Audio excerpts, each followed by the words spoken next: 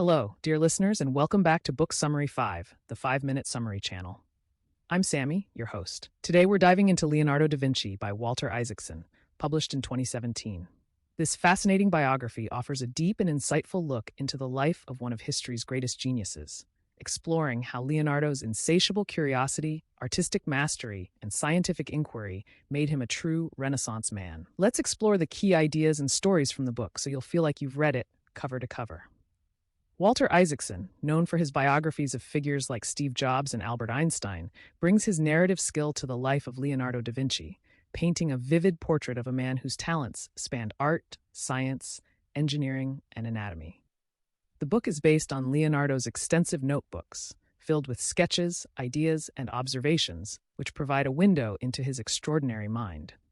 Isaacson begins by delving into Leonardo's early life in Vinci, a small town in Italy where he was born in 1452.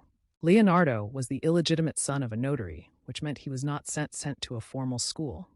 Instead, he was free to explore the world around him, developing a deep love for nature and a keen interest in observing everything from the way water flowed to the structure of bird wings.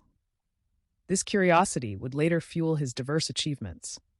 One of the central themes of the book is Leonardo's relentless curiosity and how it drove him to explore a wide range of subjects. Unlike many of his contemporaries, Leonardo did not limit himself to a single discipline. He was as fascinated by anatomy and botany as he was by painting and sculpture. Isaacson shows how Leonardo's curiosity led him to dissect human cadavers to understand the muscles and bones beneath the skin, which in turn informed his incredibly lifelike paintings. This blend of art and science is perhaps best exemplified in his masterpiece, The Last Supper, where his understanding of perspective, light, and human anatomy come together to create a work of profound realism and emotion. Isaacson also explores Leonardo's most famous painting, the Mona Lisa. He delves into the techniques Leonardo used, such as sfumato, the delicate blending of colors to achieve a soft, almost smoky effect. This technique, along with Leonardo's deep understanding of human expression, made the Mona Lisa one of the most captivating portraits ever created. Isaacson explains that Leonardo's ability to convey the subtleties of a smile or the glint in an eye was rooted in his meticulous study of the human face and his understanding of the muscles beneath the skin.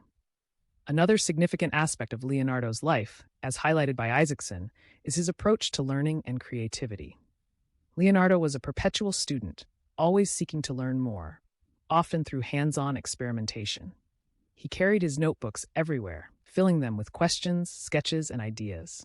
Isaacson emphasizes that Leonardo's genius was not just in his innate talent, but in his willingness to observe, ask questions, and experiment. For instance, Leonardo's studies of flight, based on his observations of birds, led him to design flying machines centuries ahead of his time. Isaacson also delves into Leonardo's personality, describing him as a man of contrasts, both highly disciplined in his work and yet notorious for leaving projects unfinished. Leonardo was known for his perfectionism, which often led him to abandon works that didn't meet his exacting standards. Despite this, his output included some of the most celebrated works of art and innovation in history. Leonardo's personal life is also explored in the book. He was known for his unconventional lifestyle, living in a time when being openly homosexual was dangerous, yet he surrounded himself with beautiful young men and lived openly as an outsider in many respects. Isaacson touches on how this aspect of Leonardo's life may have influenced his art and thinking, particularly his focus on androgynous figures and his deep empathy for those on the margins of society. One of the more intriguing parts of the biography is Isaacson's examination of Leonardo's legacy. Despite leaving many of his works unfinished and some of his inventions unbuilt, Leonardo's influence on art, science, and technology is profound.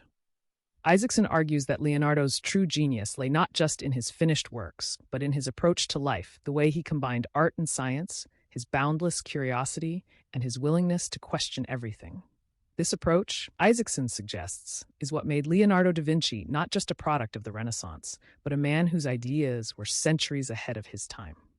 In summary, Leonardo da Vinci by Walter Isaacson is a richly detailed and engaging biography that brings to life one of history's most extraordinary figures. By exploring Leonardo's relentless curiosity, his artistic and scientific achievements, and his approach to learning and creativity, Isaacson provides readers with a comprehensive understanding of what made Leonardo da Vinci a true Renaissance genius. This book is a must-read for anyone interested in the intersection of art and science, or simply in the life of one of the greatest minds the world has ever known. Thank you for tuning in to Book Summary 5, the 5-minute summary channel. If you enjoyed this summary, please subscribe, like, and share it with your friends. Until next time, happy reading.